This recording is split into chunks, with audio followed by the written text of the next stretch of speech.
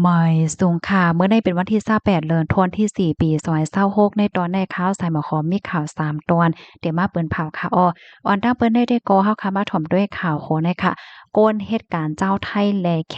พิษหม้อมังโคกันในปืนตีก่อสร้างตีหนึ่งเมื่อวันที่27เดือนธันวาคมที่4ปี2026เนี่ยมีข่าวง่าออกมาว่ามีลองพิษหม้อมังโคกันลองได้ก่อเป็นกว่าเมื่อพองวันที่26เนี่ยค่ะเป็นกว่าในปืนตีก่อสร้างตีหนึ่งตี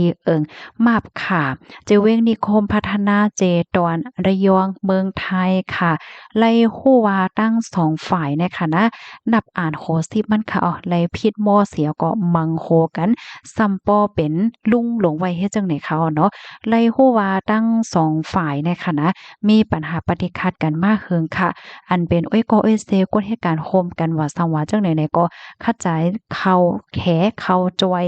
ก้อยกะว่าเป็นการคะเนาะทั้งสองฝ่ายก็ผิดบ่ต่อยกันถึงที่บ่มีกฎเลยรับรองตั้งเจ็บหมัดกว่าทั้งสองฝ่ายเฮ็ดจังได๋กฎในพื้นที่ลาดว่าปัญหาปฏิคัดในปอกกำเนิดแต่ก็มันเป็นมาย้อนก็เพราะว่าโหนากฎเหตุการณ์เจ้าไทยและตั้งโหนากฎเหตุการณ์เจ้าแขเนี่ยเขามีลวงข้องคำลวงกับสืบกับสารและป้ายว่นลองการลองงานอำเมินกันนะคะไล่ฮู้ว่าปัญหาปฏิคัดในก็เป็นมาหึงมีมาหึงเย้าถึงดีลองเยื่อนกันในมันสุดเสียงเสียก็ซัมปอมีมาลวงต่อยกันมังโหกันในปอกำในเข้าย่ำสืบมาในภูมิพลพรเขาในก็เลยลงปืนดีมากดทัดค่ะเนาะปยกเตดองถามลองตั้งลายโหย้อยย่ำมันปีเตด้วยป้ากองไทย CCTV ว่าสังว่าเจ้าในเหี่ยวก็เตคับขึงกว่าจำหนังปักเปิงมามีวันเบิ่งมีค่ะปยกเตหาลายตางอบโอเปิดตาแกดกลางหนังหือเบิ่งเป็นปอกกำในซัมปอเต็มจางตื้อคึกลามถึงลวงจำใจวงกลาง2จึงเมืองนะคะข้อมูลตอนในกค่ะเลยเป็นมาที่ห้องการข่าว Workpoint ออกไว้นะคะอิงเนอข่าวงาอันในสิได้มีลวงคืบหน้าจังหือมาเที่ยงในเฮาค่ะก็สืบไปด้วยกว่าเที่ยงนะคะเนาะลูกดีข่าวเงาโหนในสิแลกำในเฮาค่ะมาถ่อมด้วยข่าวเงาเที่ยงตอนหนึ่งแหละค่ะเมื่อป่นมาอำเป้อหึงสังในเฮาค่ะพี่น้องเนี่ยก็จะหาอบกันกว่ากันนานกุ้ยเนี่ยค่ะเนาะเมื่อวันที่27เดือนธันวาคมที่4ปี2026ในมีข่าวงาออกมาว่าแก้มผูกคันปากของการหลงฝ่ายปลีกเมืองไทยค่ะไล่ออกมาเปิ้นผ่าปันฟังเติ้นถึงปันกวนจื้ออันเป็นยูทูบเบอร์อินฟลูเอนเซอร์และก้นเฮ็ดคลิปวิดีโอต่างเด้อออนไลน์โฮมพาถึงก้นวันก้นเมืองว่าเจ้าไหนเนี่ยค่ะเอาให้ไลฟังสติแลให้ไลมีเปิงลองเตรียมต่างแคบหางโตลิกคลิปวิดีโอเนอสื่อตรงก้นและเจ้าไหนค่ะสอนเจ้าหนังว่าเฮ็ดผิดแม่นกว่าเมื่อหนังคอที่1ค่ะดอกเฮาค่ะเตรียมต่างว่าจะเป็นตัวลิกว่าแคบหางว่าคลิปวิดีโอสังเสียมว่าค่ะเพราะว่ามันกว่าตื้อเคิกเปิ้นเฮ็ดให้เปิ้นไลหับพรตุ่มยวนมันก็เฮ็ดให้เปิ้นไลอกไลอายในแก่ก้นหนังเพราะว่าในจึงในจางยาโตดตามหมับไหมเงินหาเหงหวาดนะคะข้อที่2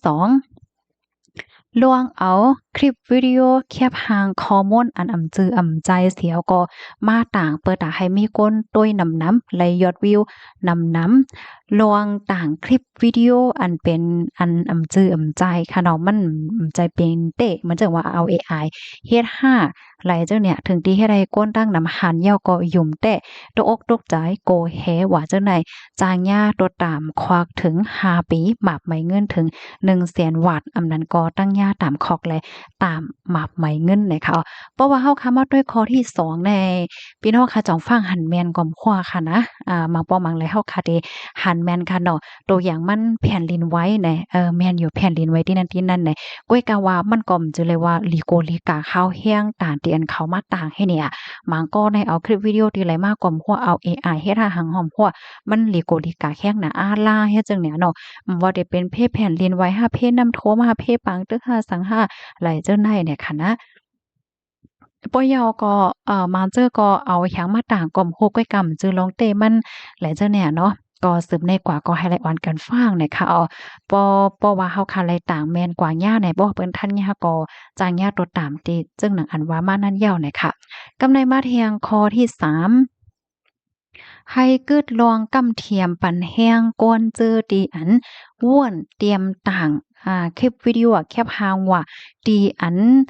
จือใจค่ะเนาะอันเป็นข้อมูลอันตุอันปลอมมันแลป้ายวนลองเฮ็ดตั้งทางอันจางเตื้อคึกต่อตรงวงกลว่าไหลจังไหนในป้อแฮ้งเลยว่าจังนั้นไหนในตรงวงไหลเสมว่าค่ะเนาะเพราะว่ามีโกนเตียนมีน้ำใจจังไหนไหนมันเตจังเตื้อคึกต่อตรงวงกลกว้างๆขวางๆในมันก็แน่เขาเตรียมป้อวนค่ะเนาะว่าลองที่อันเขาไล่เตรียมต่างกว่าได้มันเต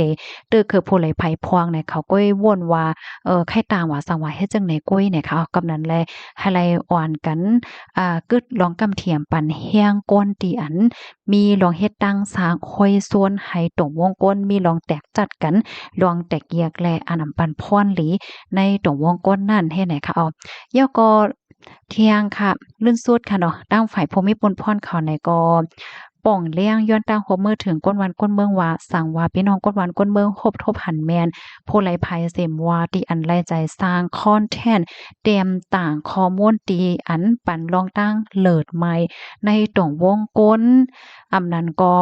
มีรองลาดตั้งจ๋าตีตึกเฮิกเปิ้นถึงตีเปิ้นเลยรับพรตุ้มยวนเพราะว่าไหนจึงไหนให้ไลตึงรัฐภูมิพลพรเขาไลตาสิโกข้าวยาม24 ชั่วโมงเลยค่ะข้อมูลตอนนี้ก็คาลิปีมาที่ห้องการข่าว Workpoint ต่างไว้ในพี่น้องครับถอมยอหันเทินจึงพองลองได้ก็หันถึงว่าเป็นรองใหญ่ค่ะนะพี่น้องคะจึงอันอยู่สร้างเศร้าไว้ดีในเมืองทะเมืองไทยเนี่ยค่ะเนาะก็ให้ไลฟังกันค่ะนะมันป่องว่ามื้อเหลียวเปิ้นย้อนดาวเมื่อถึงก้นเมืองป้าค่ะนะเพราะว่าก้นเมืองเปิ้นหันแม่นว่าก้นในมันต่างหังกับโฮในเปิ้นจังอ่าป่องแรงกว่าที่ผมมีปนพรเขาไลเฮ็ดให้เขาพี่น้องค่ะมังจื้อก็ได้ว่าเฮาได้ก็อยู่ไว้ที่เมืองเฮาหลงเป็นทางเยี้ยวในพี่น้องค่ะด้วยว่าอันยูสเซอร์ที่พี่น้องค่ะใส่ไว้นั้นเป็นตินหลายเฮ็ดให้ค่ะเนาะฟังไว้ก็แค่นี้เหลือแต่ไว้ฟังค่ะเนาะเพราะว่าเป็นบ้านใน ตัวต่ำกว่าจึงอีกค่ะนะมีตื้อต้าจางตัวคอกสูงถึง5 ปีแบบไม่เงินสูงถึง100,000 บาทเนี่ยค่ะว่าเนี่ย